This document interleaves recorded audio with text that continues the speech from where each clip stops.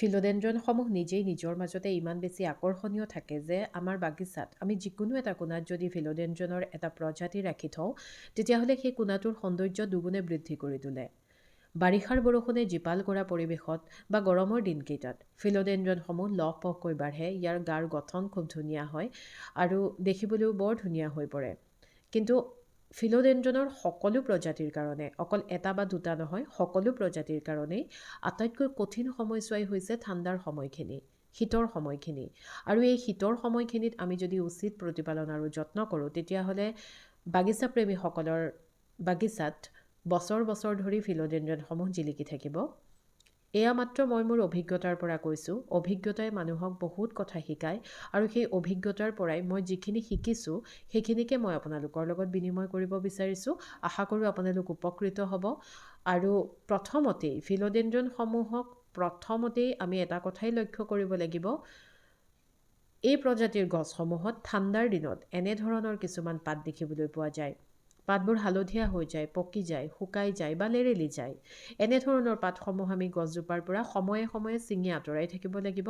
যদি আমি পাতসমূহ গছজোপাৰ পৰা ছিঙি আঁতৰাই নিদিওঁ তেতিয়াহ'লে পাতটো তাতে থাকি থাকি শেষত ফাংগাছ লাগি লাহে লাহে গছজোপা গেলি যাবলৈ আৰম্ভ কৰে। গতিকে এনেধৰণৰ পাতবোৰ ছিঙি আঁতৰাই থাকিব লাগিব।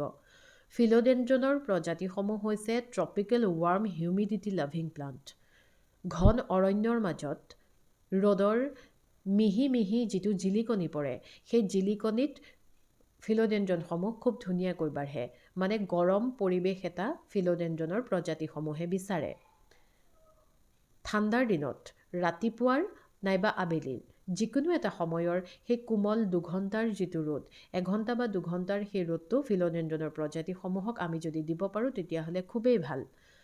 ফিলোডেনড্ৰনসমূহক আমি থোপাই ৰাখিব লাগে। থোপাই ৰাখিলে এই গছখিনিয়ে এটা গৰম পৰিৱেশ পাই থাকে আৰু তেতিয়া ইটোৰ গাত সিটো লাগি থাকি ঠাণ্ডাৰ যিটো প্ৰভাৱ, সেই প্ৰভাৱটো কমকৈ পৰে। আমাৰ এটা ভুল ধাৰণা আছে যে এই গছসমূহটো এতিয়া নাবাঢ়ে, এতিয়া সেইকাৰণে আমি কি কৰোঁ, একাষৰীয়া কৰি থৈ দিওঁ, নাচাওঁ। কিন্তু বাঢ়ে, লাহে লাহে বাঢ়ে। এইটো একেবাৰে নতুন পাত। প্ৰত্যেকটো প্ৰজাতিতেই নতুন নতুনকৈ কোঁহ আহিছে। গতিকে বাঢ়ি থাকে আৰু এনেধৰণে বাঢ়ি থাকিবৰ কাৰণে, লাহে লাহে হ'লেও বাঢ়ি থাকিবৰ কাৰণে আমি কি কৰিব লাগিব, আমি কেতিয়াও এই গছজোপা এতিয়া ডৰমেঞ্চিত আছে বুলি আমাৰ চকুৰ পৰা আঁতৰাই একাষৰীয়া কৰি, নীলক কৰি, একেবাৰে পৃথক কৰি গছজোপাক আমি কেতিয়াও ৰাখিব নালাগে। আমি সদায়ে দেখি থকা এটা ঠাইত গছজোপা ৰাখিব লাগে, যাতে আমি চাই থাকিব পাৰোঁ কিবা প্ৰতিপাল কেনেধৰণৰ কি কি সমস্যা হৈছে, সেই কথাখিনি আমি তেতিয়া লক্ষ্য কৰি থাকিব পাৰোঁ। ফিলোডেনড্ৰনসমূহত পানী দিব একেবাৰেই নালাগে ঠাণ্ডাৰ দিনত। তাৰমানে ছাঁপ্ৰিয় গছসমূহক, অকল ফিলোডেনড্ৰন বুলিয়েই নহয়, ছাঁপ্ৰিয় গছসমূহক একেবাৰেই ঠাণ্ডাৰ দিনত পানী দিব নালাগে। সেইটো একদম ভুল ধাৰণা। পানী দিব লাগিব। পানী দিয়াৰ যিটো প্ৰক্ৰিয়া সেইটো নিৰ্ভৰ কৰিব আমাৰ গছজোপা আমি কেনেকুৱা মাটিত ৰোপণ কৰিছোঁ। যদি বালিৰ পৰিমাণ বেছি আছে তেতিয়াহ'লে পানীখিনি আমি 4-5 দিনৰ অন্তৰে দিব লাগে। এইটো চাওক, এই পাতটোত ধুনীয়াকৈ এতিয়া ৰং আহিছে। মই আপোনালোকক সেইদিনা টেবুলৰ যিটো ভিডিঅ' দিছিলোঁ তাত কৈছিলোঁ যে পিংক বাৰ্কিনজোপাত ৰং অহা নাই, কিন্তু এতিয়া ঠাণ্ডাৰ দিন, এইখিলা ঠাণ্ডাৰ দিনত ওলোৱা প্ৰথম পাত, ধুনীয়াকৈ ৰং আহিছে। গতিকে এই প্ৰজাতিসমূহ যে বাঢ়ি থাকে আমি এইটোতে গম পাইছোঁ আৰু ৰংবোৰ বেছি উজ্জ্বল হৈ পৰে। গতিকে ফিলোডেনড্ৰনৰ প্ৰজাতিসমূহক পানী দিব লাগিব। পানী দিয়াৰ পৰিমাণটো কেনেকুৱা হ'ব সেইখিনি মাটিখিনিৰ ওপৰত নিৰ্ভৰ কৰে। যদি বালিৰ পৰিমাণ বেছি আছে তেতিয়াহ'লে 4-5 দিনৰ অন্তৰে পানী দিব লাগিব। যদি কোকোপিটৰ পৰিমাণ বেছি আছে তেতিয়াহ'লে 7 পৰা 10 দিনৰ অন্তৰে আমি পানী দিব লাগিব। আমি মাটিখিনি সেমেকা কৰি ৰাখিলেহে নিয়ৰে সহজে আক্ৰমণ কৰিব নোৱাৰে। যদি মাটিখিনি একেবাৰে শুকাই থাকে তাত নিয়ৰ সহজে আক্ৰমণ কৰে, শিপাখিনিত গৈ সোনকালে চুবগৈ পাৰে নিয়ৰখিনিয়ে আৰু তেতিয়াই গছজোপা বেয়া হৈ যায়। ঠাণ্ডাৰ দিনত ফিলোডেনড্ৰনৰ কাৰণে আৰু এটা বস্তু বেয়া, সেইটো হৈছে এই যে মিহি মিহিকৈ বলা এজাক ঠাণ্ডা বতাহ আমাৰ গাটো যে জাৰ লগাই থৈ যায়, সেই বতাহজাক ফিলোডেনড্ৰনৰ কাৰণে অতি বেয়া। গতিকে সেই বতাহজাক কমকৈ পাবৰ কাৰণে আমি থোপাই থ'ব লাগিব গছখিনি এখন বেৰৰ কাষত বা গ্ৰীণ হাউচ যদি আছে আমাৰ কাৰোবাৰ তেতিয়াহ'লে গ্ৰীণ হাউচৰ ভিতৰত থোপাই যদি থওঁ তেতিয়াহ'লে সেই বতাহজাকে কমকৈ চুব পাৰে গছখিনিক। ফিলোডেণ্ড্ৰনৰ প্ৰজাতিসমূহৰ পাততেই যিহেতু সৌন্দৰ্য লুকাই থাকে বা খাদ্যও তেওঁলোকে পাতেৰেই প্ৰস্তুত কৰে।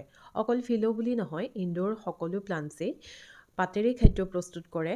গতিকে খৰালিৰ সময়ছোৱাত ধূলি বালি অনেক কিবাকিবি পৰি পাতবোৰ প্ৰায়ে বগা হৈ থকা দেখিবলৈ পোৱা যায়।